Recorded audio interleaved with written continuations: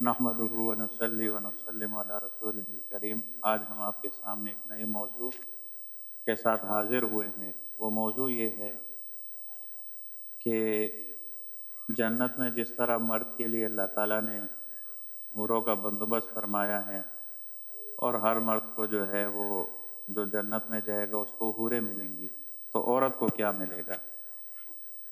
اور در حقیقت اس سوال کا مقصد اور مراد ان لوگوں کی یہ ہوتی ہے کہ مرد کو تو جنت میں حوریں ملیں گی، عورتیں ملیں گی، تو کیا عورتوں کو بھی مرد ملیں گے؟ اصل میں سوال یہ کرنا مقصود ہوتا ہے۔ تو اور عورت کو کتنے مرد ملیں گے؟ تو حقیقت میں یہ ایک انتہائی واہیات اور فضول قسم کی بات ہے۔ دنیا میں بھی یہ شرم کا مقام ہے کہ کسی عورت کے 4 10 شوہر ہوں۔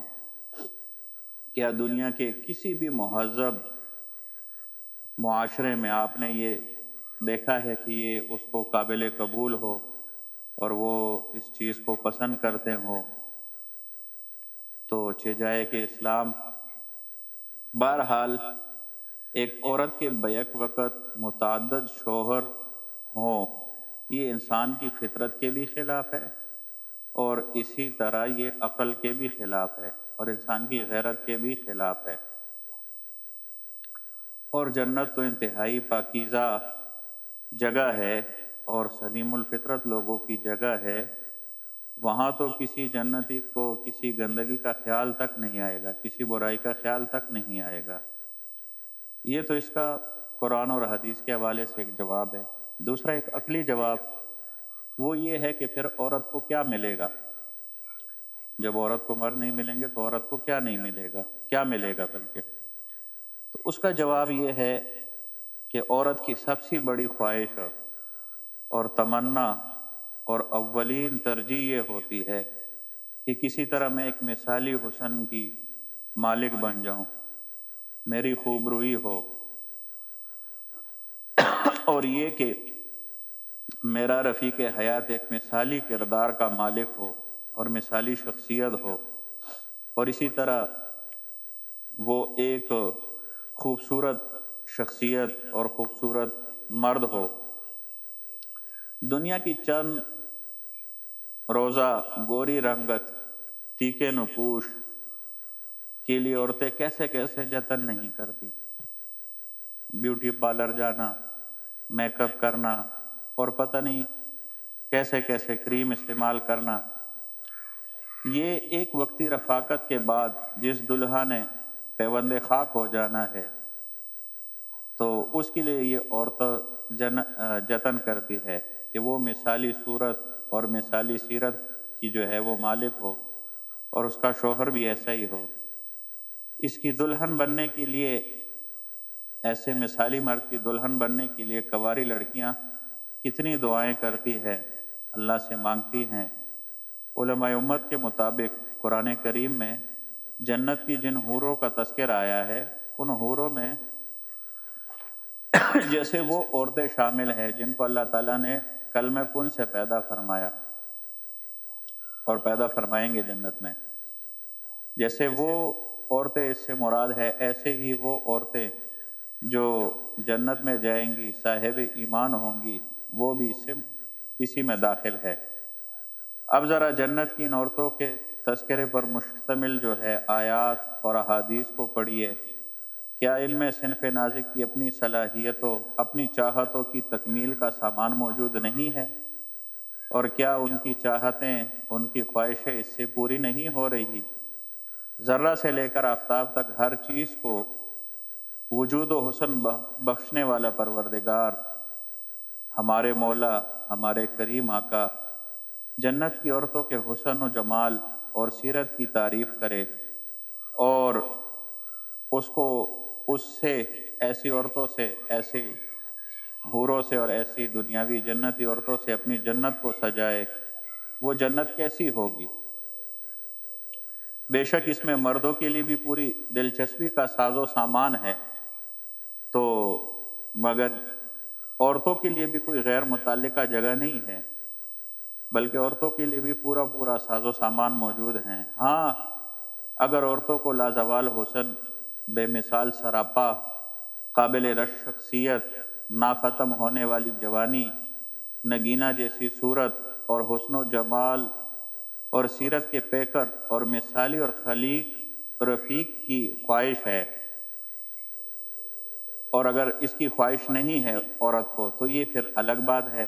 اگر ایسی خواہش ہے تو اس کا مطلب ہے کہ اس کی خواہشات کی تکمیل ہو رہی ہے، اور جو وہ چاہتی ہے اس کو وہ مل رہا ہے۔ قرآن و حدیث میں جنت کی بہت بلیغ تصویر کھینچی گئی ہے، لیکن در حقیقت جنت سننے کی چیز نہیں ہے کہ بندہ سن لے جنت کے تذکرے، اس سے بھی ایمان بڑھتا ہے، لیکن جنت جو ہے وہ دیکھنے کی چیز ہے، اور دیکھنے سے ہی تعلق رکھتی ہے۔ اس کی لذتوں اور ذائقوں کے جتنے پہلو ہمارے سامنے ہیں اس دنیا میں یا ہمارے سامنے بیان ہوئے ہیں، وہ سب کے سب دراصل اجمالی خاکہ ہے۔ جو نعمتیں وہاں پر ہمیں ملیں گی، ان کا احاطہ اس دنیا میں ممکن بھی نہیں ہے۔ اس لیے قرآن کریم اور فرقان حکیم نے اس حوالے سے کچھ یوں بیان دیا ہے کہ وہاں جس نعمت کو تمہارا جی چاہے گا تم کو ملے گی، اور جو چیز تم طلب کرو گے تمہارے لیے وہاں پر موجود ہوگی، اور یہ بخشنے والے مہربان رب اور ذات کی طرف سے مہمانی ہے تمہارے لیے۔ سورہ فصلت میں ہے۔ اسی طرح عورتوں کو پسند کیا ہے، اس کا تعین جب انہیں خود کرے گی، عورتوں کو کیا پسند ہے، اگر اس کی تعین اور اس کو متعین کرنے کی ڈیوٹی عورت کو خود اس کی ذمہ داری مل جائے کہ بھائی تمہیں کیا پسند ہے، تو پھر کسی فرق یا کمی کی گنجائش جو ہے وہ نہیں ختم ہو جاتی ہے۔ پھر مرد اور عورت میں کوئی فرق نہیں رہتا، جس عورت کو جو چیز پسند ہوگی وہ اسے ملے گا، جو لذت اس کو پسند ہوگی وہ لذت اس کو ملے گی۔ ایک اور آیت دیکھیے کہ اس جنت میں ہر وہ چیز ہوگی جس کی دلوں کو خواہش ہوگی اور جس سے آنکھوں کو لذت حاصل ہوگی، اور ان سے کہا جائے گا کہ اس جنت میں تم ہمیشہ رہو گے۔ سورہ زخرف آیت نمبر 17، کہ اس جنت میں تم ہمیشہ ہمیشہ رہو گے۔ مزید اگر آپ دیکھیں تو ایک حدیث قدسی میں بھی بخاری شریف کی روایت ہے، حدیث نمبر 4779، اس میں کیا ہے، اس میں یہ ہے کہ نعمتوں کی طرف وہ حدیث اشارہ کرتی ہے، جنت کی نعمتوں کی طرف، جن کا ہم نے اس محدود دنیا میں تصور بھی نہیں کر سکتے۔ حدیث شریف میں آتا ہے کہ اللہ جل جلالہ فرماتے ہیں کہ جنت کی نعمتیں، جو اللہ نے بندوں کے لیے جنت کی نعمتیں اور اس کا ساز و سامان تیار کیا ہے، اس کو کسی آنکھ نے دیکھا نہیں، نہ کسی کان نے سنا ہے، اور نہ کسی انسان کے دل میں اس کا خیال گزرا ہے۔ تو اب اگر ان آیات اور احادیث کو دیکھا جائے تو اس میں آپ دیکھ لیں کہ عورت کے لیے، عورت جو خواہش کرے گی، جو چاہے گی، جو تمنا کرے گی، وہ اس کو جنت میں ملے گا۔